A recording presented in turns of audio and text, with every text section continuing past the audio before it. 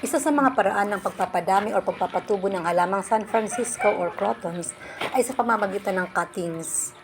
Ang mga pinutol na sanga ay pwedeng itanim ng direkta sa lupa, pero less ang chance of survival, lalo na kapag tag-init ang panahon. Kung mabuhay man sila, madalas naglalaglag muna ang mga dahon bago sila tuluyang mabuhay.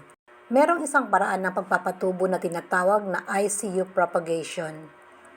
Naipakita ko na nga pala ang paraan ng pagpapatubo through ICU sa mga una kong videos, pero pwede namang ulitin, di ba? For the meantime, dito muna tayo sa pruning.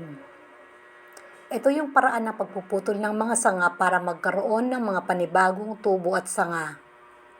Napansin nyo na ang tatangkad na ng mga puno, di ba? Ito kasi yung time na nanghihinayang akong putulin dahil ang gaganda ng mga dahon.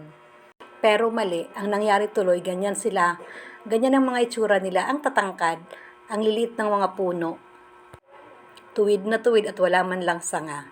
Anyway, di pa naman huli pagagandahin ko sila uli. Ang mga pinutol na yan ay ipopropagate ko gamit ang ICU method. Gumamit ako ng mga plastic na baso na pinagtaniman ko ng mga sanga pinutol. Tinanggalan ko ng balat ang dulo ng parte ng sanga at saka ko itinusok sa baso na may lupa. Yung mga baso naman ay isa-isa kong inilagay sa case ng soft drink para magkasya lahat sa garbage bag.